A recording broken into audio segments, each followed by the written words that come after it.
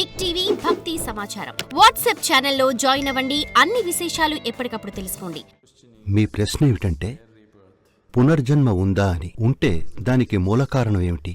ఒక జన్మ నుంచి ఇంకో జన్మకి మనం ఎలా వెళతాం? మనలా తీసుకెళ్లేది ఏది అని.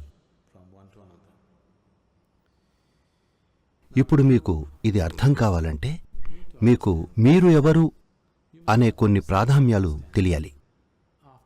నేను మాట్లాడేది ఒక మనిషి ఎలా తయారు చేయబడతాడో అనే సాంకేతికత తెలియాలి. మీరు నేనొక మనిషిని అంటున్నారంటే మీకు బయటికి కనిపించేది మీ శరీరం మాత్రమే. యోగాలో మనం అన్నింటినీ శరీరంగానే చూస్తాం. ఎందుకంటే మీకు అలా అయితే అర్థం చేసుకోవటం చాలా సులువవుతుంది. అందుకే మనం శరీరాన్ని 5 పార్శ్వాలుగా లేదా 5 తొడుగుల్లా చూస్తాం. భౌతిక శరీరాన్ని అన్నమయ కోశం అంటాం. అన్నమయ కోశం, అన్నం అంటే ఆహారం. ఇది ఆహారంచే ఉన్న శరీరం. తరువాతది మనోమయ కోశం, అంటే అది మానసిక శరీరం. ఇక మూడోది ప్రాణమయ కోశం, అది శక్తిమయ శరీరం అనుకోండి. ఈ అన్నమయ కోశం, మనోమయ కోశం, ప్రాణమయ కోశాలు భౌతికమైన పార్శ్వాలు. అవి భౌతికంగా ఉంటాయి. భౌతిక శరీరం చాలా స్థూలంగా ఉంటుంది. మానసిక శరీరం సున్నితంగా ఉంటుంది. శక్తిమయ శరీరం ఇంకా సూక్ష్మంగా ఉంటుంది. కానీ మూడూ భౌతికమైనవే. ఉదాహరణకి మీకు లైటు బల్బు భౌతికంగా కనిపిస్తోంది కదా, దాని వెనుక ఉన్న కరెంటు కూడా భౌతికమే, అంతేగా? వాటిని కలిపే వైరు భౌతికమే. దాని గుండా ప్రసరించే ఎలక్ట్రాన్లు కూడా భౌతికమే. అన్నీ భౌతికమైన ఉనికి. అదేవిధంగా అన్నమయ కోశం, మనోమయ కోశం, ప్రాణమయ కోశాలు ఇవన్నీ జీవితంలోని భౌతిక పార్శ్వాలే. జీవితంలోని ఈ భౌతిక పార్శ్వం అంటే ఈ పార్శ్వాలన్నీ కూడా కర్మ యొక్క అవశేషాలు, ముద్రలను కలిగి ఉంటాయి. శరీరం మీద ముద్రలుంటాయి, బుద్ధి మీదుంటాయి, శక్తి మీద కూడా ముద్రలుంటాయి. ఈ కార్మిక ముద్రలు లేదా కర్మ యొక్క నిర్మాణం మిమ్మల్ని పట్టి ఉంచుతుంది. కర్మ అనే సిమెంటే మిమ్మల్ని భౌతిక శరీరానికి అంటిపెట్టి ఉంచేది. కర్మ అనేది ఒక బంధనమే కాని అదే కర్మ వల్ల మీరు ఈ శరీరాన్ని అంటిపెట్టుకుని ఇక్కడ ఉండగలుగుతున్నారు. ఇక్కడే ఆధ్యాత్మికత చాలా క్లిష్టమైందిగా అనిపిస్తుంది.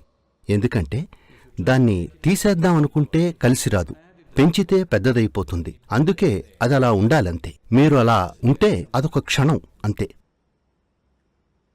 ఇప్పుడిక తరువాతి 2 పార్శ్వాల పేర్లు విజ్ఞానమయ కోశం, ఆనందమయ కోశం.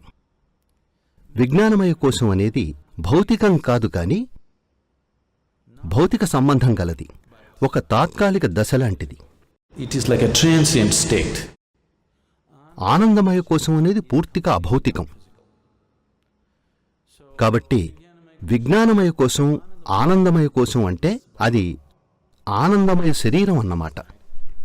మీ లోపల ఏమాత్రం భౌతికం కాని ఒక ఆనందమయ శరీరం ఉంటుంది. దానికి దానిదంటూ ఏ ఆకృతి ఉండదు. కేవలం ప్రాణమయ, మనోమయ, అన్నమయ కోశాలు ఒక ఆకృతితో ఉంటేనే ఈ ఆనందమయ కోశాన్ని అవి నిలపగలవు. అవి సరిగ్గా లేకపోతే ఆనందమయ కోశం ఈ అనంతంలో కలిసిపోతుంది. మీరు ఆత్మ అని దేన్నైతే అంటున్నారో అది నిజానికి ఒక అభూత కల్పన. దాని అర్థం ఏమిటంటే మనుషులు అభౌతిక లక్షణానికి ఉన్న పరిమితిని ఆత్మ అని వర్ణిస్తున్నారు. కాని ఆత్మకు కర్మ ఒక శరీరం లాంటిది. కార్మిక నిర్మాణాన్ని పడగొడితే ఇక ఆత్మ ఉండదు. అంతా ఈ అనంతంలో కలిసిపోతుంది. There is no soul. Everything merges into everything else. కాబట్టి మీరు మహాసమాధి లేదా మహాపరినిర్వాణం అని వాడే పదాల అర్థం ఒకటే. మీరు నెమ్మదిగా ఆ దారి తాళం చెవిని కనుక్కుని కార్మిక నిర్మాణాన్ని కూల్చేస్తే మీరు నిజంగానే ఇక మిగిలి ఉండరు. No more. ఎవరైనా చనిపోయినప్పుడు మనం ఇక వారు లేరు అంటాం. అది నిజం కాదు. మీకు తెలిసినంత పరిధిలో వారు ఇక లేరు అంతే. కానీ వారు ఇంకా అలాగే ఉంటారు. మీరు ఆ కార్మిక నిర్మాణాన్ని సంపూర్ణంగా కూల్చేస్తే మీరు ఈ ఉనికిలో ఏకమైపోతారు. దీన్నే మనం ముక్తి, మహాసమాధి అంటాం. హిందూ సంప్రదాయంలో దాన్ని ముక్తి అంటారు. యోగిక సంప్రదాయంలో దాన్ని మహాసమాధి అంటారు. బౌద్ధ పద్ధతిలో మహాపరినిర్వాణం అంటాం. ఇంగ్లీష్లో దాన్ని లిబరేషన్ అంటాం. లిబరేషన్ అంటే పుట్టుక, మరణం ఈ రెంటి నుంచి విముక్తులు కావటం. దానర్థం ఈ శరీరం, మనసు అనే విషయాల నుండి విముక్తులు కావటం అన్నమాట. వీటన్నిటికీ ఈ కార్మిక నిర్మాణమే తావిగా, అన్నింటినీ ఒకటిగా పట్టుంచుతుంది. కాబట్టి ఒక మనిషి చనిపోయినప్పుడు సహజంగానే ఈ భూమి నుండి తీసుకున్న అరువే ఈ శరీరం. ఈ శరీరం ఈ భూమే కదా. అర్థమైందా? You understand? ఈ భౌతిక శరీరం ఈ భూమిలోని ఒక ముక్క అంతే. అది ఇలా మారి కనిపిస్తోందంతే. కాని దీన్ని తిరిగి ఇచ్చెయ్యాలి, ప్రతి కణం లెక్క చెప్పి మరి. వడ్డీ ఏదీ లేదనుకోండి, మీరు ప్రతి కణాన్ని తిరిగిచ్చెయ్యాలి. ఇంత కూడా తీసుకుపోలేం ఈ భూమి నుంచి.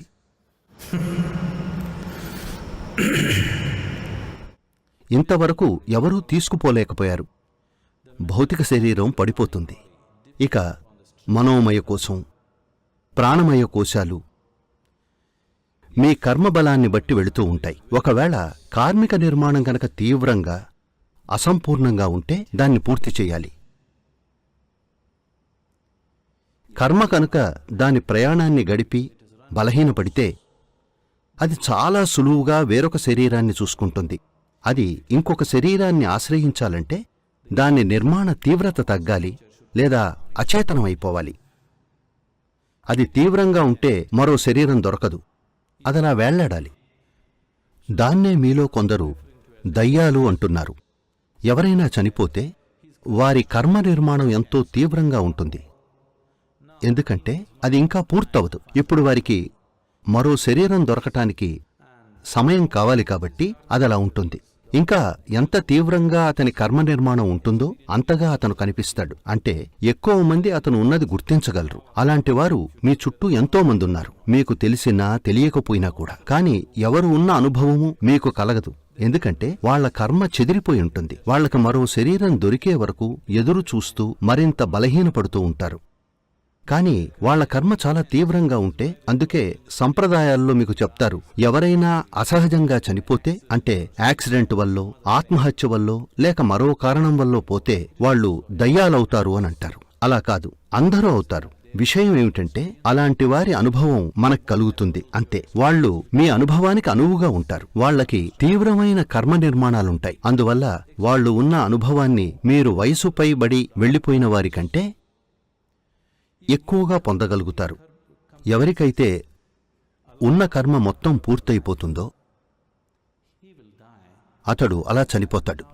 ఏ జబ్బు లేకుండా, ఏ సమస్య లేకుండా, ఏదీ లేకుండా ఎవరైనా మామూలుగా చనిపోతే అతనికి కొన్ని గంటల్లోనే కొత్త శరీరం దొరకచ్చు. అందుకే ఈ సంప్రదాయంలో ఎప్పుడూ చెప్తారు, తన జీవితకాలాన్ని పూర్తి చేసుకుని ఎవరైనా చనిపోతే అది అతి చక్కటి మరణమని. ఎందుకంటే ఆ వ్యక్తి శరీరం కోసం తిరగక్కర్లేదు, వెంటనే అంతా జరిగిపోతుంది. ఇక మీరు ఆధ్యాత్మిక మార్గంలో ఉన్నప్పుడు ప్రతి సాధకుడికి ఉన్న ఒకే ఒక లక్ష్యం ఏమిటంటే అసలు ఈ ప్రక్రియ అంతా లేకుండా చేసుకోవటం. లేదా మరో విధంగా చెప్పాలంటే, ఇప్పుడు మీరు దేన్నైతే ఆత్మ అంటున్నారో అది ఒక నీటి బుడగలాంటిది. దాని వెలుపల భాగం మీ కార్మిక నిర్మాణం. లోపల గాలి ఉంటుంది. ఒకవేళ మీరు ఆ బుడగను పగలగొడితే లేదా గాలి తీసేస్తే గాలి ఎక్కడికి పోతుంది? మీ గాలి ఎక్కడుంది? ఇక మీ గాలి అంటూ ఏదీ ఉండదు. అంతా విశ్వంలో భాగమే. కాబట్టి మీరు ఆత్మ అని పిలిచేది కల్పితం. ఎందుకంటే నీ ఆత్మ, నా ఆత్మ అంటూ విడివిడిగా ఏదీ లేదు. ప్రస్తుతం ఈ అనంత తత్వం కార్మిక నిర్మాణంలో బంధింపబడి ఉంది. అది మిమ్మల్ని నేను వేరొక ఉనికిని అనే భావన కలిగిస్తుంది.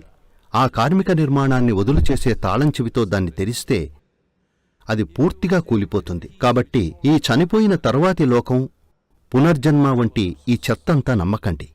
కాని మీరిప్పుడు ఇక్కడ కూర్చుని కళ్ళు మూసుకుంటే మీకు స్పష్టంగా కనిపిస్తుంది, మీరు ఈ శరీరం కంటే ఎంతో అతీతమని. అవునా? And just close your eyes. You can clearly see more than this body you are, isn't it? For more videos like this, subscribe Big TV channel.